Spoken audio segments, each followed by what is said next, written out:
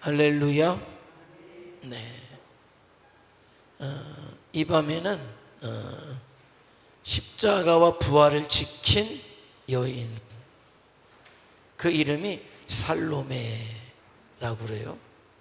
십자가와 부활을 지켰다. 참 영광스럽죠. 누구라도 주님의 십자가와 부활을 지킬 수 있다면 아무에게나 허락되지 않죠. 그런 영광을 받은 여인이 살로메. 그러면 이유가 있어요. 그럴 만한 영광, 그럴 만한 은혜를 누릴 때는 이유가 있어요. 이유가 있습니다. 우리가 하나님 앞에 은혜를 사모하죠. 그런데 일반적인 은혜들은 받아요. 일반적인 은혜들은 하나님께서 주셔요.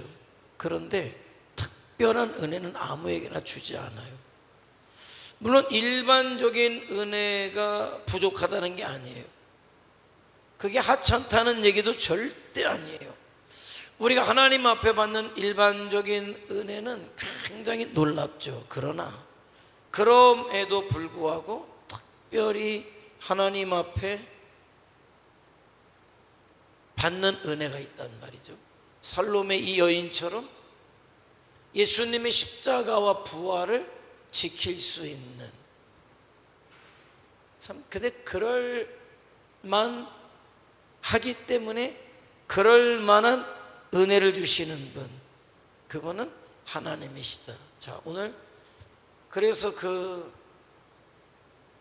살로메라는 여인의 삶을 통해서 저와 여러분이 무엇을 배워야 할 것인지, 내가 어떤 삶을 살아가야 할 것인지에 대한 어떤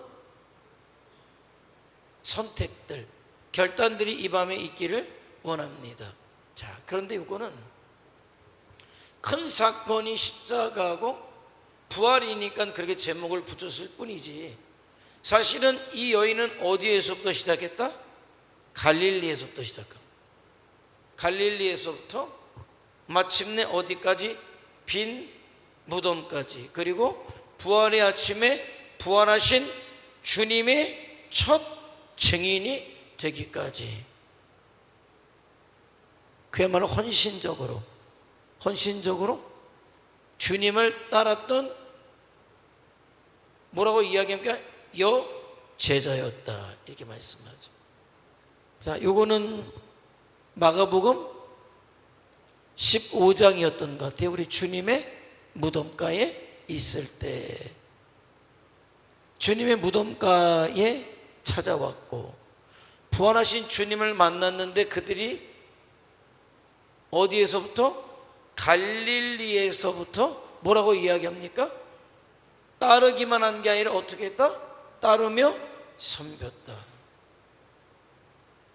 참, 우리 주님의 사역 뒤에도 섬기는 자들이 있었고,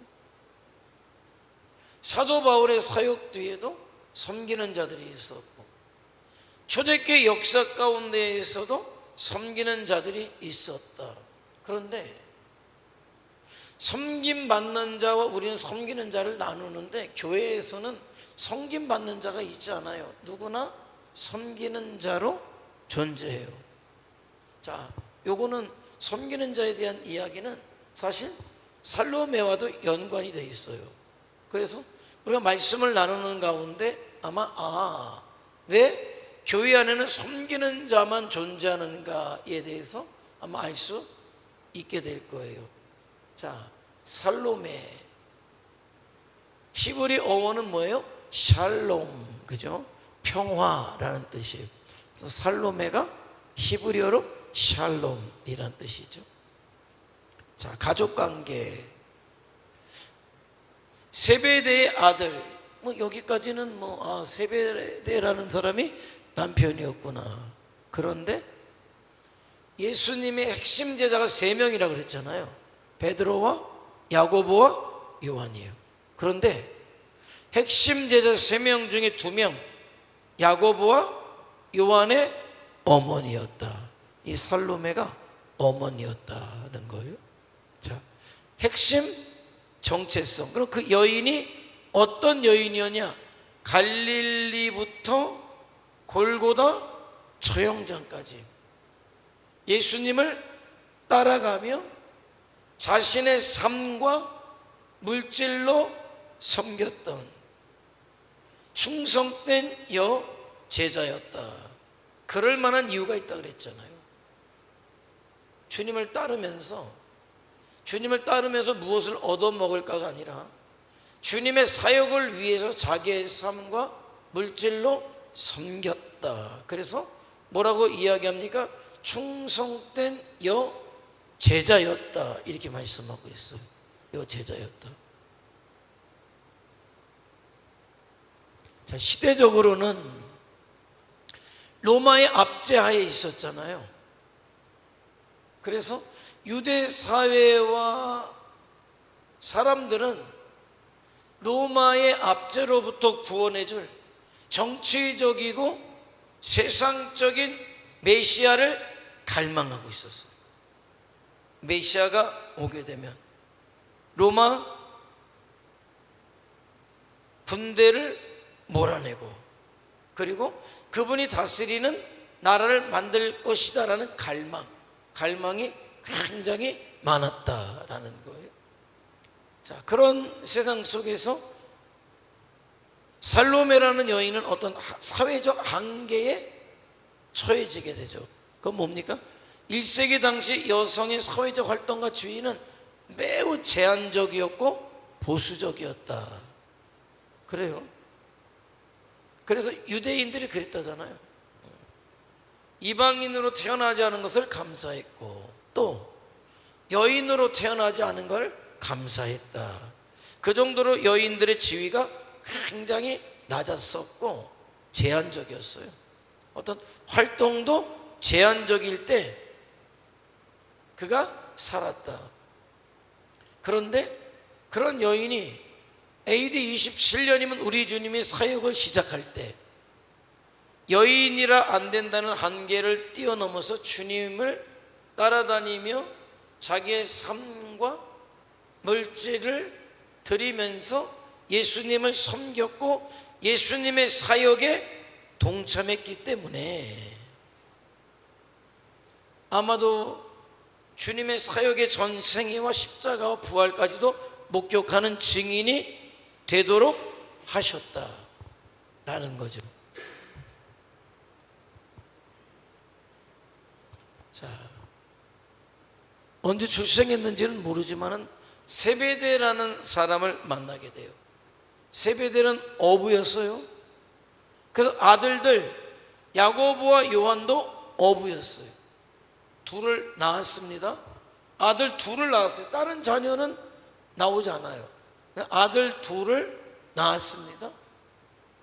자, 그리고 아들들이 그 주님 앞에 부름을 받을 때 이 여인도 함께 주님을 영접하게 되죠. 그래서 갈릴리에서부터 예수님을 영접하고 그 주님의 사역에 동참하는 삶을 살았다. 그리고 두 아들을 야고보와 요한을 예수님의 제자로 기꺼이 드렸다.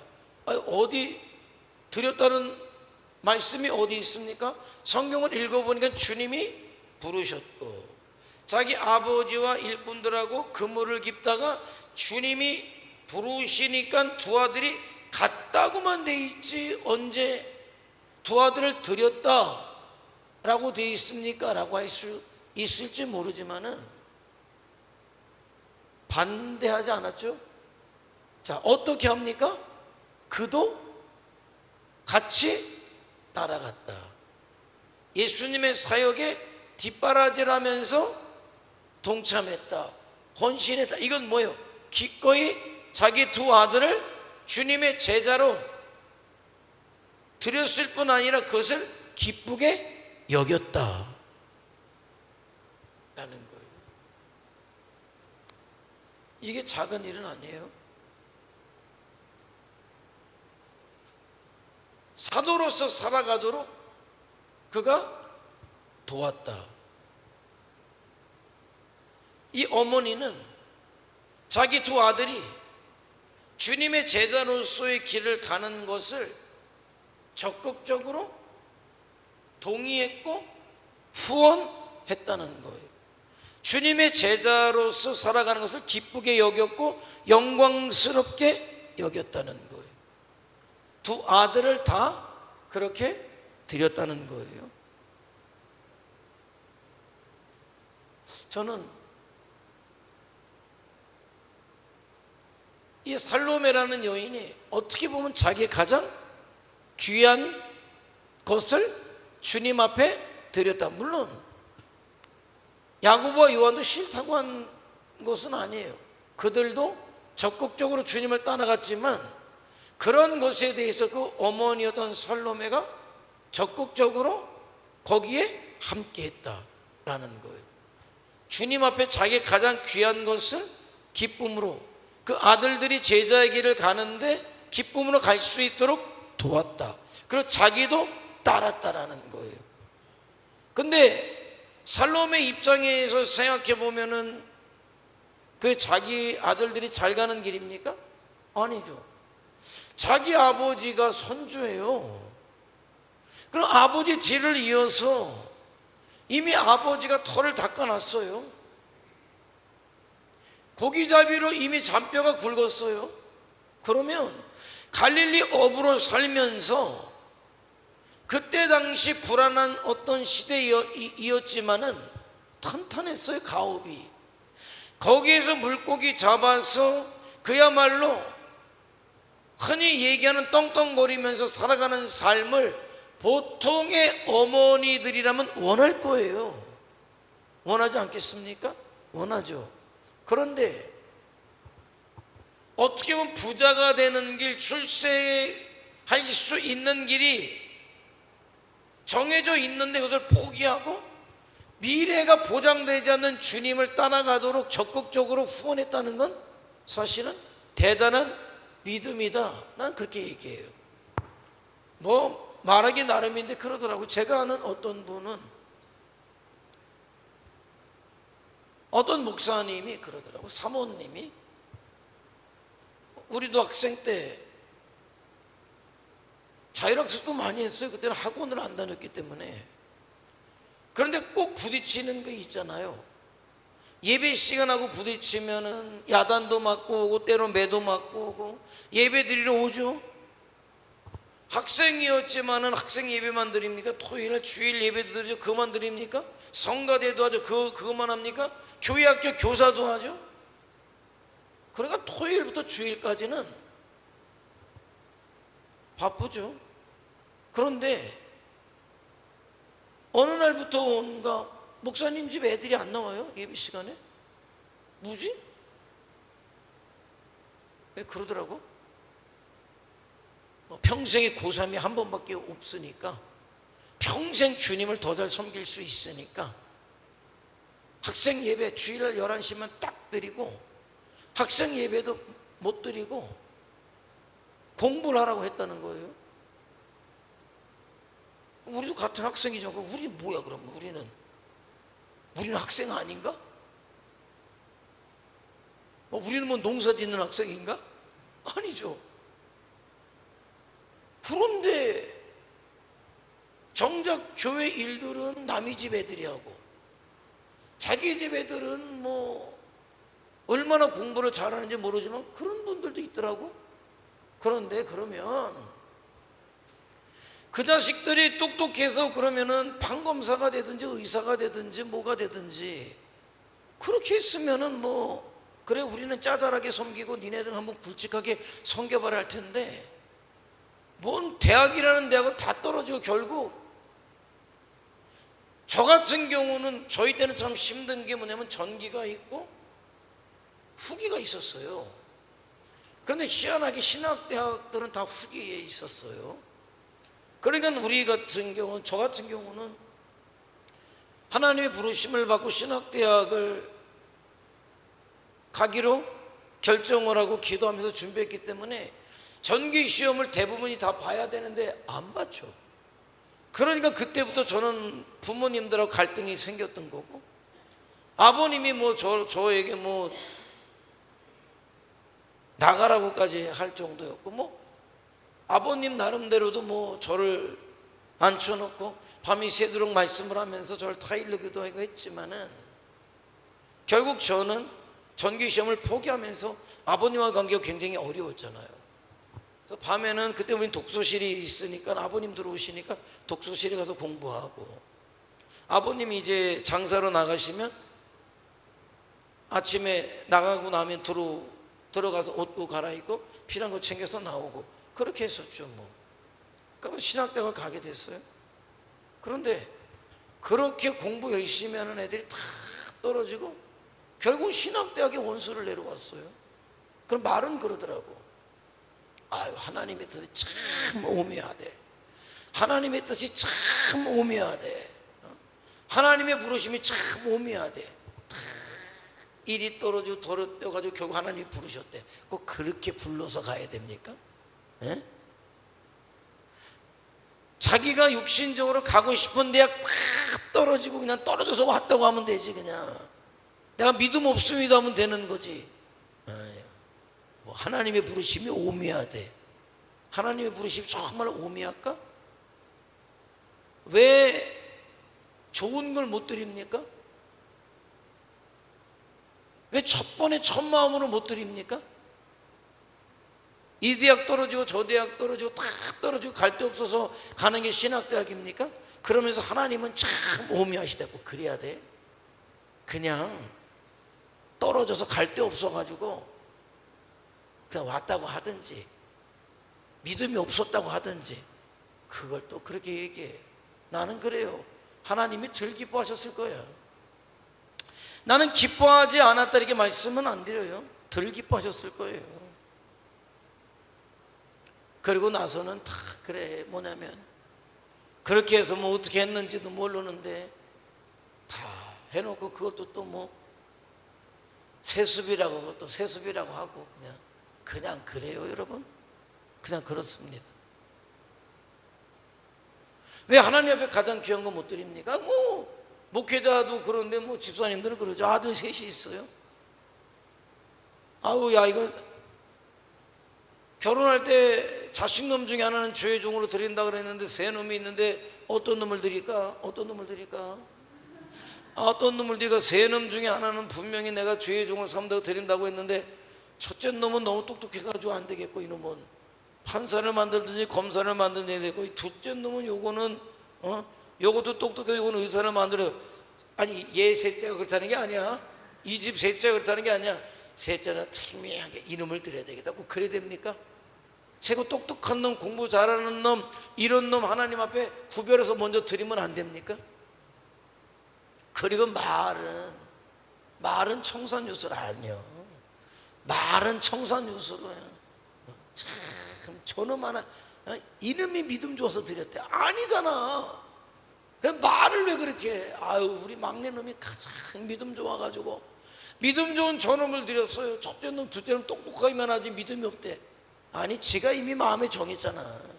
네. 그런데 여러분 자기 생각대로 됩니까? 아니요. 나는 하나님 앞에 드릴 때 가장 좋은 걸 드리면 안 됩니까? 가장 먼저 자원하면 안 됩니까? 꼭 실패한 다음에 해야 됩니까? 꼭 산전수전 다 겪은 다음에 해야 됩니까? 아니요. 첫 마음을 드리면 안 됩니까? 첫 열매를 드리면 안 됩니까? 주님은 첫 열매 그렇게 좋아하신다는데 왜 믿음이 들어있습니까? 다 썩어빠진 상품성 없는 거 이런 거 해야 됩니까? 아니죠. 그렇지는 않아요. 근데 살로메는요 그럴만하다고 했잖아요. 두 아들 그냥 살아도 먹고 사는데 지장 없고 큰 소리 치고 살 두 아들인데 그것보다 선장이 되는 것보다 물고기 잡아서 먹고 사는 것보다 주님의 제자가 되는 게 더 자랑스러웠다. 누가?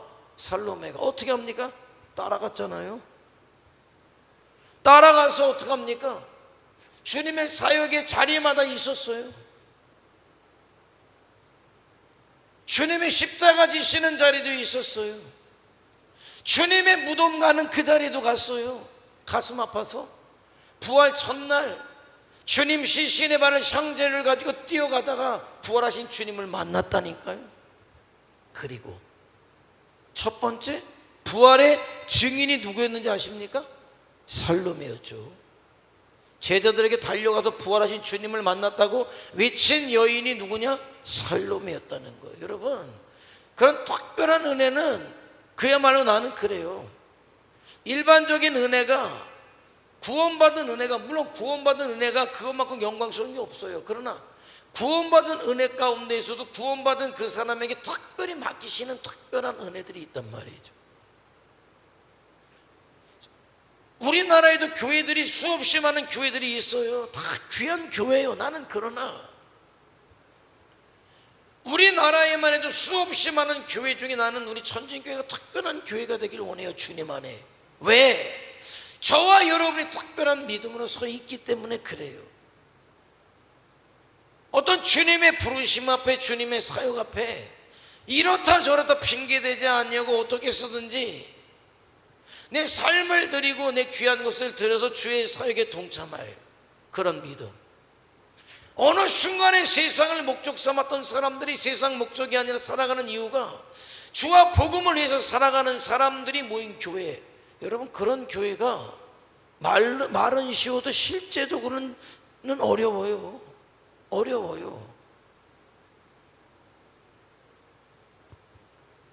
어렵습니다. 그래서 나는 우리 교회가 그러기를 원해요. 그래서 마지막 가운데 하나님이 쓰시는 사람들 교회가 우리가 되기를 원한단 말이죠. 자, 그런데 이게 있어요. 과정적으로 어떤 살롬의 인간적 한계. 그럼에도 불구하고 아들들을 드리고 자기도 주님을 따라갔지만 어떤 인간적인 한계, 저와 여러분이 겪는 어떤 신앙적 어떤 갈등이고 고민일 거예요. 믿는다고 해서 처음부터 그 사람이 주님의 모습을 완전히 담는 게 아니잖아요. 아브라함이 부르심을 받았다고 첫 번째부터 믿음의 조상이냐? 아니에요. 믿음의 조상으로서 우리 주님이 쓰신다고 불렀지 아직까지는 믿음의 조상으로서의 어떤 믿음이 그에게 존재하지 않았어요. 그런데 뭡니까? 부르심에 응답하고 순종하는 가운데 이런저런 일들을 겪으면서 살아계신 하나님을 만나면서 결국은 100세의 그 낳은 아들을 독자 이삭을 모리아산의 말씀대로 번제로 드리는 순종의 자리까지 이르는 과정이 있었단 말이에요. 살롬이었지만 또 아들 들었지만 어느 날 이런 생각이 든 거예요. 수많은 사람들이 주님을 따라다니고 주님의 인기가 하늘을 찌르니까 이런 생각이 든 거예요. 야, 대단하신데? 이분이 정말 우리가 바라는 것처럼 우리의 구원만 주시는 분이 아니라 이 세상에서도 왕이 되시겠는데 욕심이 생겼어요. 인간적인 한계에 딱 부딪힌 거죠. 그러니까 주님 앞에서 이런 얘기를 해요. 주님, 이제 주님의 나라가 곧 임할 것 아닙니까? 사람들이 이렇게 주님을 따라다니는데 주님이 왕이 될 것 아닙니까? 그러면 우리 아들, 이 큰 놈은 우의정, 이 작은 놈은 좌의정이 되면 어떨까요? 물론 두 마음이야. 우리 두 아들이 우리 주님의 최측근이 되길 원합니다 라는 마음과 한편으로는 세상적 욕심이 아직까지도 남아 있었다는 거예요. 그렇잖아요. 저와 여러분도 신앙생활하지만 여전히 한편으로는 세속적 영광을 추구하고 내 자녀의 출세를 더 사모하고 세상에서 성공하고 싶은 그런 마음이 아직도 저와 여러분의 마음속에 있잖아요. 난 과정이라고 봐요. 그 다리가 지금 살로메가 주님의 좌우편에 우리 두 아들이 앉기를 원합니다. 그 시점이 이 시점이 아닌가 생각해. 이 시점이 아닌가. 그런데 그 얘기를 듣고 우리 주님이 이런 말씀을 하셔요. 그래? 네가 그렇게 원하는구나. 그런데 내 나라는 말이야, 섬김 받는 자, 으뜸이 되는 자, 그가 하늘나라에서 높임받는 자가 아니라 내 나라는 말이야 섬기는 자가 높임받는 나라다, 이런 거죠. 우리 주님이 뭐라고 이야기합니까? 내가 섬기러 왔다. 그래서 제자들의 발은 그야말로 종에서 최하 종들이 하는 일이 뭐냐? 발 씻기는 종이 가장 비천한 종이에요. 그런데 우리 주님이 섬기러 와서 제자들의 발을 씻기셨을 뿐만이 아니라 어떻게? 목숨을 주면서까지. 그러니까 우리 주님은 뭡니까? 발만 씻기는 정도가 아니라 목숨을 주는, 섬기는 종으로 이 땅에 오셨다는 거예요. 그러면 주님이 섬기는 종이었다면 모든 성도들, 우리 주님으로 말미암아 구원받은 모든 성도들은 다 말할 필요 없어요. 저와 여러분은 어떤 자입니까? 섬기는 자인 거죠. 교회에서 누가 섬김을 받습니까? 아니요, 다 섬기는 자예요. 섬기는 자가 많은 교회가 살아있는 교회고, 섬김으로 목숨까지 버리신 우리 주님만 영광 받으시는 게 교회인 것이죠. 그런데 어느 순간에 교회가 말이죠, 으뜸이 되려고 하는 사람들이 많아요. 섬김을 받으려고 하는 사람이 많아요. 으뜸되고자 하는 사람이 많을수록, 섬김 받으려고 하는 사람이 많을수록 그 교회는 교회다 아니다? 아니지. 교회는 아닌 거예요. 너도 섬기고 나도 섬겨. 성경은 뭐라고 이야기합니까? 나보다 낮게 여김으로 섬기라는 거예요.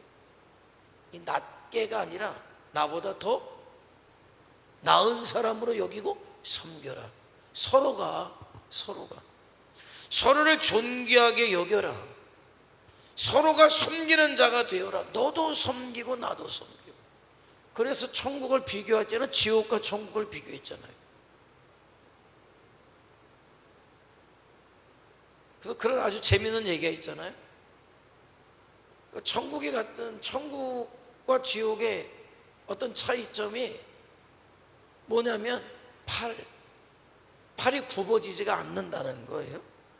근데 천국과 지옥의 차이는 뭐냐? 천국에 있는 사람들은 포동포동 살찌는데 지옥에 있는 사람들은 빼짝 말랐더라. 그래서 봤더니만 천국에 있는 사람들은 팔이 구부러지지 않으니까 어떻게 서로 먹여주더라. 그런데 지옥에 있는 사람들은 굽어지지 않는 팔을 가지고 먹겠다고 그러다가 먹지도 못하고 굶어 죽더라. 뭡니까? 섬기는 거죠. 근데 마귀가 장난하는 게 그런 것 같아요. 세상의 방식을 교회 안에 가지고 들어오는 거예요. 근데 우리나라가 이게, 우리나라 사람들이 이게 우리가 전쟁을 겪으면서 그렇게 우리나라가 이 근대화를 이루어갔는지 모르지만은 우리나라 사람들 속에는 어떤 그런 거 있잖아요. 계급 의식이 굉장히 많이 들어가 있어요. 더더구나 동양 문화권은 말이죠, 연장자에 대한 어떤 그런 존중의 마음들이 많이 있잖아요. 그러다 보니까는 그런 것들이 교회 속에도 들어와요. 그래서 침례교회가 처음에 들어와서 굉장히 어려웠어요. 침례교회는 성경적 직분밖에 없어요. 목사와 집사, 집사도 안수집사, 몇 명 되지 않고 다 형제 자매였단 말이에요. 그런데 침례교회가 미국에서는 엄청 크잖아요. 가장 큰 교단이잖아요. 한국에 들어왔는데 교회가 부흥이 안 되는 거예요. 일꾼들이 또 세워질만 딱 나가는 거예요. 왜? 이 문제가 무엇인가를 본 거죠. 장로교회가 굉장히 잘 돼요. 왜지? 장로교회로 오면은 오자마자 얼마 안 되면 성도님 뭐 이렇게 형제님 자매님 하다가 권찰이라고 집사전에 권찰이라는 걸 주더라고. 그러고 나서 권찰을 얼마 하면 또 집사를 주더라고. 집사를 얼마 잘하고 나면은 권사를 주고 안수 집사를 주고 장로를 주고, 그런 어떤 것들이 이게 되더라고요. 그러니까 자연스럽게 교회 얼마 안 되면 뭐 이렇게 와요. 좋아요. 교회 속에 직분이 있다는 건 어떤 일 때문에 어떤 사역을 나누게 해서 준다는 건 참 좋은데, 그게 아니라 교회 속에 어느 날 계급이 되더라. 이 되게 웃긴 거예요. 그런데 그거를 원하더라. 그래서 우리 교회 속에 가장 일꾼이고 믿음의 본이 되는 사람을 이제 안수 집사로 세운단 말이에요. 똑같죠. 침례교회는 안수 집사예요. 다른 직분이 없어요. 어떻게 보면 성도들 중에 안수 받는 사람들, 그러니까 장로교회를 보면 장로들 안수 집사잖아요. 근데 어느 날부터 계속 청원이 들어오는 거예요. 총회할 때마다 안수 집사로 부르지 말고 장로로 부르게 해달라. 왜? 다른 데 가면은 이게 급이 낮아서 안 된다는 거. 아니 왜 어디 가서 왜 급을 따집니까? 우리 교회 안에 그런데, 근데 여전도에서도 여성교회에서도 막 오는 거예요. 권사를 세우라 뭐해라. 딴 데 가면 뭐 자존심 상해서 못한다. 뭔 얘기냐. 계속 안 됐더니만 나가는 일이 벌어진 거죠. 그러고 나서는 현대교회는 뭡니까? 오는 사람 못 말리고 가는 사람도 못 붙잡아요. 다른 교단에서 직분받은 사람들이 막 들어오니까 침례교회 안에서 30년 40년 충성했던 사람들은 여전히 집사님인데 이제 40 넘어서 50도 안 된 사람들이 들어오는데 권사님이라고 하니까 이게 너무 어려움이 오게 된 거예요. 그러다 보니까 우리 한국적 침례교회가 된 거죠. 권사도 우리도 세우고 안수 집사를 주지만은 부를 때는 뭡니까? 장로라고 부르고 그렇게 된 거예요. 그런데 문제는 이런 거예요. 제 고향에 있던 교회가 말이에요, 마당이 넓었어요. 학생 때잖아요. 눈 오면은 마당을 쳐야 돼요. 그리고 우리는 계단이 굉장히 많았기 때문에 계단을 치지 않으면 교회를 못 와요. 미끄러서. 그러면은 열일 제쳐놓고 애고 어른이고 없어요. 오지만은 뭐 그때도 그렇게 다 오진 않았죠. 그럴 때 늘 집사님 한 분이 늘 있었어요. 그럼 우리가 같이 가서 눈 쓸고 계단 쓸고 막 했어요. 그래서 그 교회가 어느 정도 크니까 우리도 안수 집사를 세운다고 해서 안수 집사를 세웠고, 그 교회에서는 안수 집사를 세우고 장로라고 부르라고 그랬어요. 좀 앞서갔지. 장로님으로 부르게 됐어요. 좋아요. 뭐 장로님으로 부르게 됐죠. 그런데 그렇게 하고 나가지고 겨울이 왔어요. 눈이 내렸어요. 우리 또 팍 교회를 뛰어가죠. 그런데 보이던 사람이 안 보이는 거예요. 누가 안 보였을까? 장로님이 안 보이는 거예요. 우리는 오셨어. 아니 장로님 왜 안 오셨어요? 이거 눈 치다가 우리 허리 부러질 뻔했어요. 왜 안 오셨어요? 그래.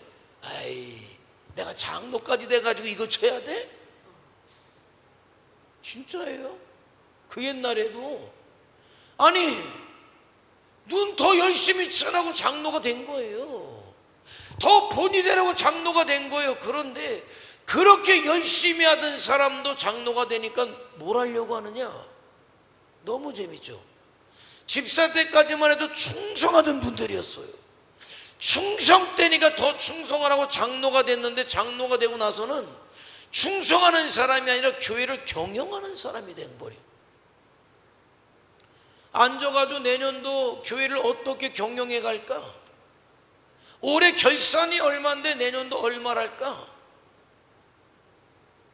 아니 언제 경영하라고 그랬어요? 죽도록 충성하라고 그랬지. 그럼 생명의 면류관을 줄 것이라고 말씀하셨지 언제 교회를 경영하라고 했습니까? 그러면서 한국교회가 얼마나 큰 혼란이 왔는지 아세요? 여자분들은 괜찮아. 난 여태까지 권사님 됐다고 해가지고 교회 문제 일으켰다는 사람은 난 못 본 것 같아. 못 봤어요. 뭐 조그만 문제는 있겠지만 교회가 요란할 만큼 문제 일으켰다는 건 나는 못 들어봤어요. 그런데 장로님 세워가지고 교회가 두 쪽 났다 세 쪽 났다 목사가 쫓겨났다 뭐 어쨌다 이런 거는 비일비재예요, 여러분. 그리고 우리 침례교단은 그런 건 없습니다만은 어느 순간부터 앉아가지고 말이죠, 목사님하고 흔히 딜을 해요. 장로교회 같은 경우는 뭐 담임 목사가 있고 담임 목사 위에가 위임 목사라고 그러대요. 그 뭔지는 모르겠어요. 그런데 들리는 얘기로는 담임 목사는 쫓아낼 수 있고 위임 목사는 또 못 쫓아낸다네. 또 그건 또 뭐야? 하여간 뭐 그래요. 그런데 이렇게 한다는 거예요. 이번에 우리 안수 집사들 중에 몇 명을 장로로 세워주시면 위임 목사로 이번에 추대 드릴게요. 우리 할 때 장로 추대할 때 위임 목사 되시죠. 언제 교회 안에서 그게 거래가 됐습니까? 예? 제정신입니까 그게?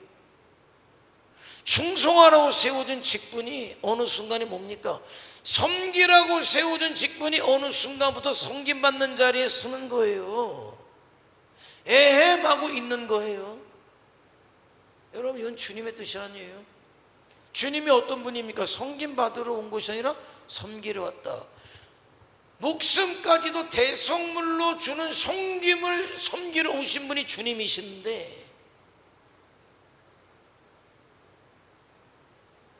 그런 주님으로 인해서 구원받고 난 다음에 뭐라고 그럽니까? 어른이래. 어른. 무슨 어른입니까? 일꾼이지. 분명해야 돼요. 저와 여러분은 어른이 아니라 일꾼이에요. 교회 안에서 어른 대접 받으려고 하지 말고 일꾼 대접을 받아야 돼요. 왜? 주님이 보고 계신데. 주님이 보고 계신데. 저는 저로서 섬기는 일을 하는 거고요. 여러분은 여러분들로서 섬기는 일을 하는 거예요. 섬기는 자가 많아야 교회가 든든히 세워지지, 사공이 많으면 교회는 무너지는 거예요. 주님은 뭐래요? 자, 근데 놀라운 건 그거예요. 주님과의 대화 이후로 누가 달라졌다? 살로메가 달라졌다는. 세상적 꿈을 가지고 있었던 이것이, 말씀을 들으면서 이 여인이 말씀에 순종하게 되고 말씀의 가치를 가지면서 어디까지 갑니까? 십자가 앞에까지 가는 거고, 주님의 무덤까지 가는 거고, 부활의 영광을 목격하는 자까지 된 거예요. 그러니까 뭡니까? 처음부터 주님 앞에 그렇게 응답했지만, 부르심에 응답했지만 처음부터 그렇게 큰 믿음은 아니었다. 여전히 고민하는 믿음이었고 여전히 갈등하는 믿음이었지만은 주님 앞에 가르침을 받으면서, 주님의 말씀을 받으면서 세상적인 욕심을 내려놓고 세상 목적을 내려놓고 비로소 주님 원하시는 자리까지 가는 자가 되었다. 여러분 잘 아시지만은 얼마나 예수님의 모친이었던 마리아 곁에서 살로메가 얼마나 친자매처럼 지냈겠죠. 예수님이 돌아가시기 전에 살로메의 아들이었던 요한에게 뭘 이야기합니까? 네 어머니다 얘기하죠. 그러니까 요한은 두 어머니를 섬겼잖아요. 요한은 두 어머니를 섬겼잖아요. 살로메 자기 육신의 어머님을 섬겼고 누구 어머님을 섬겼습니까?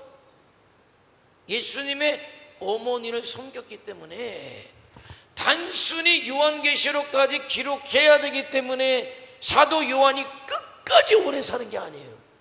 12 제자 중에 자연사한 사람은 사도 요한밖에 없어요. 왜? 무엇 때문에? 두 어머니를 끝까지 책임지고 섬겨야 되기 때문에. 그러나 살로메 요청처럼 야고보는 진짜 주님의 오른편 제자로서 가장 먼저 순교의 자리에 서게 되잖아요. 큰아들은 12제자 중에 가장 먼저 순교의 제물이 되었고, 마지막 아들은 뭡니까? 끝까지 두 어머니를 책임지고 요한계시록을 기록하고 하나님 앞에 가는 영광을 누리게 되었다. 그게 살로메의 선택이에요. 여러분은 어떤 선택을 원하십니까? 여러분의 자녀들이 육신적으로 출세하는 선택을 아직도 그렇게 간절히 원하시는지, 정말 하나님 앞에 바로 서서 정말 하나님의 부르심 가운데 세워지는 아들로 살아가는 게 여러분의 소원인지, 아유 이제 내 자식 다 컸는데 틀렸어요. 아니, 여러분의 마음속에 소원이라도 기도라도, 먹고 사는 건 어떻게 먹고 살겠지. 그러나 남아있는 남아있는 시간들이 내 자식의 생애가 주님 앞에 부름을 받아서 목회자가 아닐지라도 정말 신실하고 충성된 교회 일꾼으로 내 자식이 살아갔으면 좋겠다가 저와 여러분의 소망이 돼야 된다는 거예요. 그것을 위해서 기도해야죠.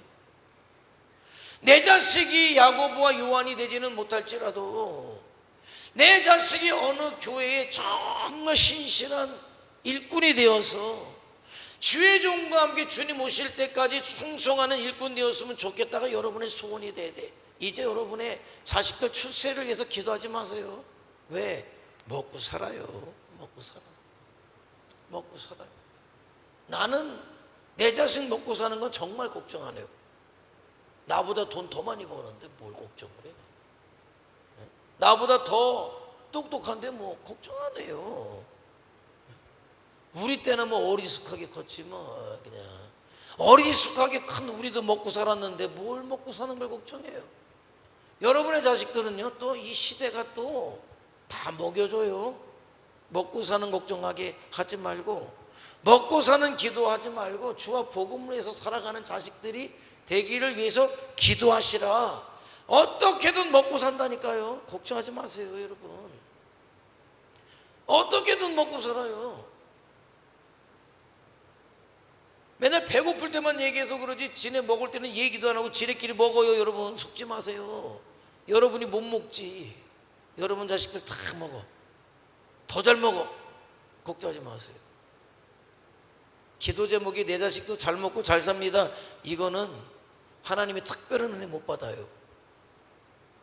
내 자식이 먹고 사는 건 어떻게든 먹고 살 겁니다 하나님.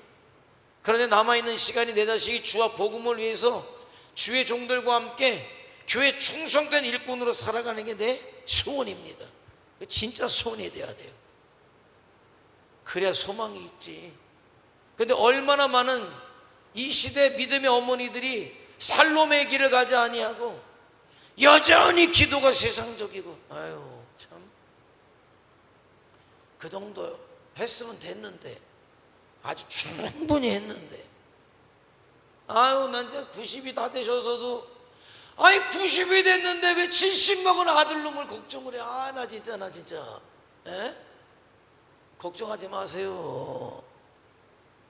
아 90이신데 왜 70 먹은 아들놈을 걱정하십니까? 에? 아 90 먹은 어머님이 70된 아들 아이고 차 조심해라. 아이고. 아 어머님이나 조심하세요. 차 조심해라. 부모의 마음이지. 그런데 부모의 마음이 차 조심해라로 가지 말고 말이에요. 잘 먹으라로 가지 말고 맡기고 하나님 앞에 정말 내 자식이 살기를 원합니다. 복음으로 살기를 원합니다. 하나님 나라에서 내 자식 만나야 되지 않겠습니까가 기도 제목이 돼야 된다는 거예요. 살로메는 말이죠. 마침내 그런 말씀으로 변화돼 가요. 우리 주님이 수많은 사람들이 실패자라고 손가락질하는 그 자리, 골고다 십자가 그 자리에서도 우리 주님의 죽으심을 지키고 있었어요. 메시아이심을 확신하고 우리 주님이 죽으셔야만 말씀한 대로 수많은 사람들이 살아날 수 있음을 알았기 때문에 믿음으로 묵묵히 주님의 죽으심을 함께하고 있었단 말이죠. 그때 살롬에도 믿음으로 마음으로 같이 십자가에 못 박힌 거예요. 여러분. 같이 못 박힌 거예요. 다 제자들이 흩어지고 도망갔잖아요. 그럼에도 불구하고 살로메는 그 자리를 지키고 있었다. 주님의 죽으심을 끝까지 지키고 있었다. 십자가에서 죽으시는 주님을 위해서 기도하고 있었다. 그 살로메였어요. 그 옆에 마리아가 있었죠. 그래서 부활의 첫 목격자가 되었을 뿐만이 아니라 부활의 첫 증인이 되었다. 자, 살로메는 뭡니까? 인내 믿음이 있었던 것 같아요. 이건 뭐냐? 변덕을 안 부렸다는, 변덕을 안 부려. 순간 세상적 욕심이 아직 살아있었기 때문에 주님의 나라가 임할 것 같잖아요. 인산인해를 이루고 따라다니는데 그때 내 아들 좌의정 우의정.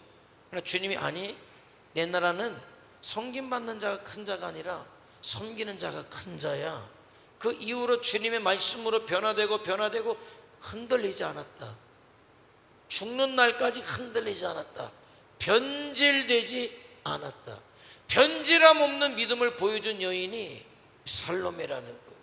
제자들마저도 도망갈 때에도 그 여인은 그 자리를 묵묵히 지키고 있었다. 죽으면 죽으리라의 믿음이 그에게 있었다는 거예요.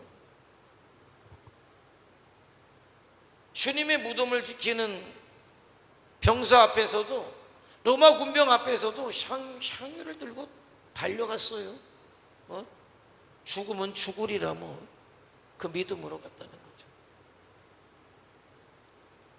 그러나 인간적 모성애 때문에, 인간적 모성애 그저 다 알아요, 여러분의 마음. 그러나 인간적 모성애로 끝난 것이 아니라 점진적으로 어떻게 했다? 영적으로 성숙했다. 성숙해야 돼요, 여러분. 영적으로 성숙해야 돼요. 성숙해야 돼요. 그리고 전적 헌신. 나는 난 또 믿는 구석이, 하나님을 믿지만은 또 믿는 구석이 우리 천진교회 우리 여자 성도님들을 많이 믿어. 나는 많이 믿어. 남자들도 좀 믿기는 믿는데 난 여자들을 조금 더 믿어. 이게 조금 더 믿어.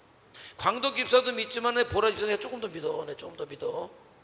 믿지만은 좀 더 믿어. 왜?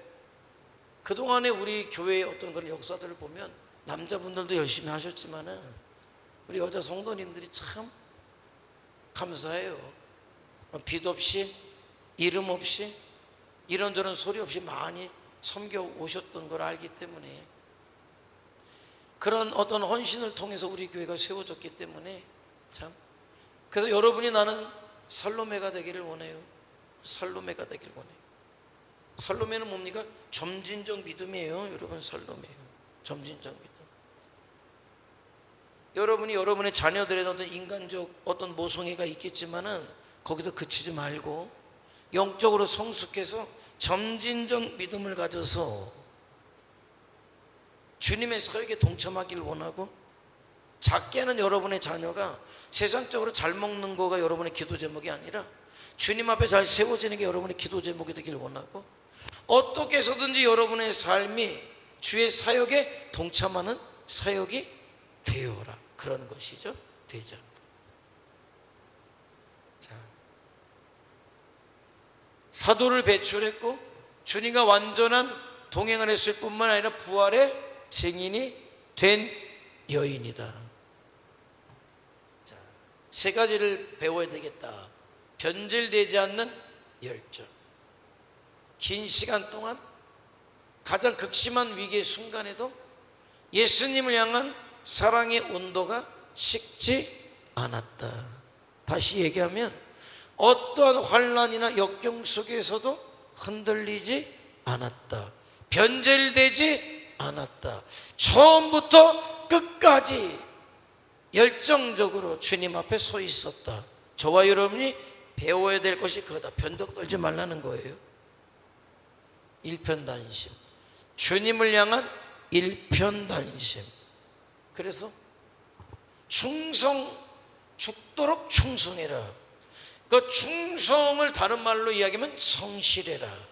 성실을 다른 말로 얘기하면 변덕 떨지 말아라, 이거죠. 충성된 믿음은 변함없는 거예요. 변덕 떨지, 굴곡이 없는 거예요. 늘 충성된 거. 황금 같은 믿음.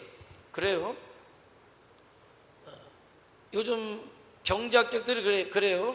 금의 가치 불안할수록 꾸준히 우상향할 것이다. 그죠? 금이 우상향할 것이다. 우리의 믿음이 정금 같은 믿음이다. 순금 같은 믿음이다. 그 얘기는 저와 여러분의 믿음이 꾸준히 주를 향해 우상향으로 성장해 가야 된다. 주님께서 가장 크게 인정하시는 것, 그가 얼마나 크냐 아니에요. 얼마나 충성됐냐, 얼마나 큰 일을 했느냐 아니에요. 얼마나 성실했느냐. 다시 얘기하면 변질됐느냐 변질되지 않았느냐. 이 시대의 모든 성도들의 끝은 이건 것 같아요. 변질됐냐 안 됐냐. 근데 변질되게 만들어요. 이 세상이 변질되게 만들어요. 마귀가 변질하게 만들어요. 첫사랑을 잃어버리게 해요. 첫 결단을 잃어버리게 해요. 그걸 자꾸 요동치는 거죠. 마귀는 요동치게 해요. 갈등하게 해요. 흔들리게 만들어요. 그러나 성령은 어떻습니까? 변함이 없어요. 일편단심이잖아요. 살로메는 그야말로 일편단심이, 어떻게 보면 그냥 뭐 작은 해프닝이고 뭐 에피소드지 뭐. 내 아들 뭐 좌우편에 앉혀달라는 게 큰 문제도 아니었어요. 그거 외에는 살로메는 절대 실망스러운 모습이 있지 않았다. 변질되지 않았다.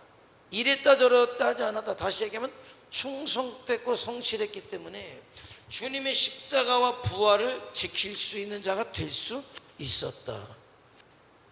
자, 또 뭡니까? 살로메는 으뜸의 자리가 아니라, 섬김받는 자리가 아니라 어떤 자리로? 섬기는 자리, 종의 자리로. 우리 주님은 뭐라고 이야기합니까? 내 나라는 섬기는 자의 나라다. 내 나라는 주를 위해 복음을 위해 종으로 선 자들의 나라다. 너무 높임받는 거 좋아하지 말고, 인정받는 거 좋아하지 말고, 그냥 섬기는 자로 서자. 그죠?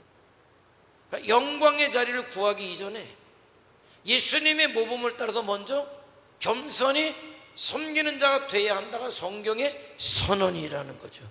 우리 주님의 선언이라는 거예요. 저와 여러분 모두가 어떻게든 섬기는 자로 서자. 다 섬기는 자예요. 섬기는 자. 그래서 그래요. 나는 그런 생각은 해요. 성도들에게. 우리 주님도 그런 말씀을 하잖아요. 곡식을 밟아 떠는 소의 입에 망을 씌우지 말라고 하잖아요. 먹어야 되니까. 우리가 하면서 정말 나는 가장 행복한 게요, 성도들하고 같이 식사하고 수고했다고 고생했다고 우리도 열심히 하자고, 난 그게 가장 좋아요. 가장 행복하게 생각해요. 왜? 여러분의 수고는 누가 보상해 줄 거기 때문에, 하나님께서 보상해 줄 거기 때문에. 얄팍하게 형세적으로 이 땅에서 내가 어떤 보상을 받으려고 하지 말아요. 그 어리석은 짓이에요. 어리석은 짓이. 그런데 자꾸 그렇게 가려고 해요. 자꾸 돈으로 하려고 해요. 이상해졌어요. 청소도 돈으로 해결하려고 해요. 네? 뭐든지 돈으로 해결하려고 해요. 아니, 성도가 교회에 와서 봉사했는데 일당을 주려고 그래요. 아니, 이상해. 아니, 교회가 이상하게 가요. 주님이 축복할 기회들을 뺏으면서 그게 인격적이라나 뭐라나. 아니, 난 절대 그렇게 생각 안 해요. 성경은 성경의 선언대로 해야지. 왜 주님 앞에 잘 해놓고서 인간적 박수를 받으려고 하고 인간적 보상을 받으려고 하고. 난 참 뭐가 뭔지 모르겠어. 다른 교회들은 뭐 안 그런 교회도 많을 줄 알지만은, 그런 교회들이 있다 할지라도 우리는 그렇게 안 하기로, 정말 주님 앞에서 종으로 섬기는 자로. 그래서 그런 자에게 은혜 주시고 축복하시는 것은 하나님께 받는 것으로, 그렇게 하는 것으로. 마지막, 살로메가 우리에게 보여준 건 뭔지 아십니까? 우리의 사명을 보여주는 거예요. 우리의 사명이 뭡니까? 부활하신 주님의 증인이 되는 것. 증인되는.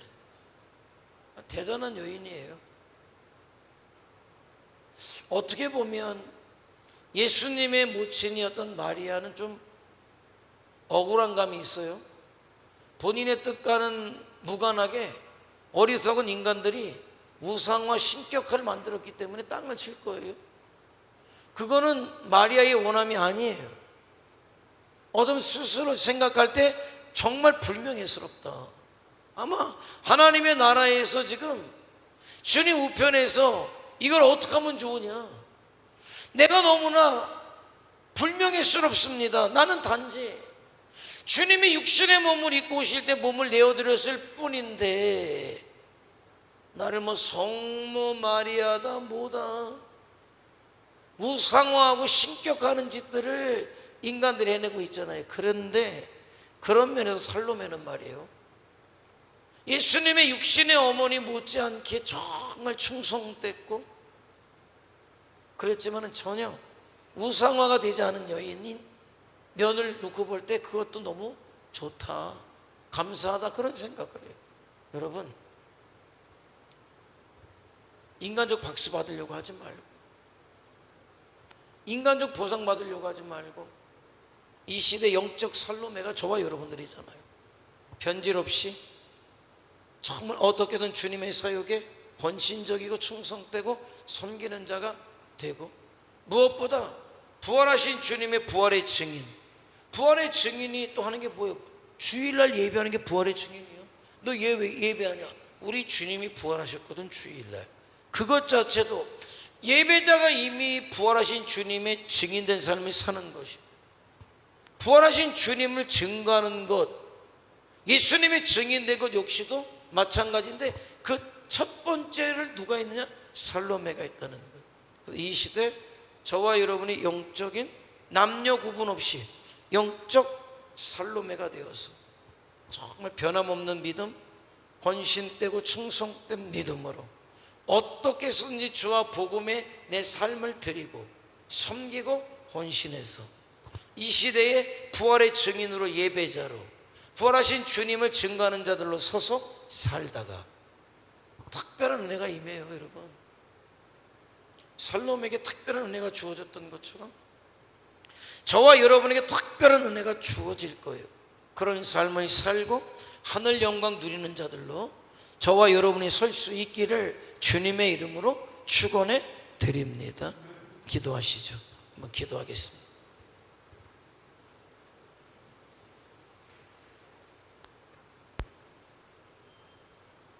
땅 끝까지 이르러서 내 증인 되라는 건 주님의 명령이었어요.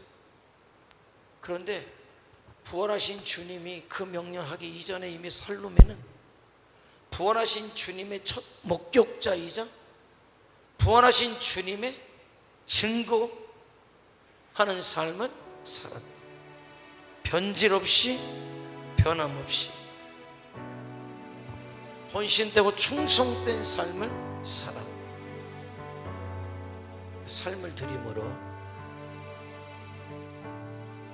부활하신 주님의 증인으로 예배자의 삶을 살고 예수님의 증인된 삶을 살아서 특별한 은혜를 누리고 하늘 영광을 누렸다면 내가 그러길 원합니다. 나를 통해 내 자녀들이 하나님 앞에 복음 앞에 세워지는 자녀들 되기를 원하고, 나를 통해서 내 이웃들이, 우리 성도들이 세워져 주님 오심을 믿음으로 잘 준비해서 영혼의 때를 준비해서 특별한 은혜를 누리고, 일반적 은혜도 귀하지만 특별히 부어주신 은혜를 누리면서 살다가 하늘의 영광 누리는 자로 그렇게 선한 자 되게 하옵소서. 그 영광된 삶을 허락하옵소서. 다 같이 주여 한번 부르며 통성으로 기도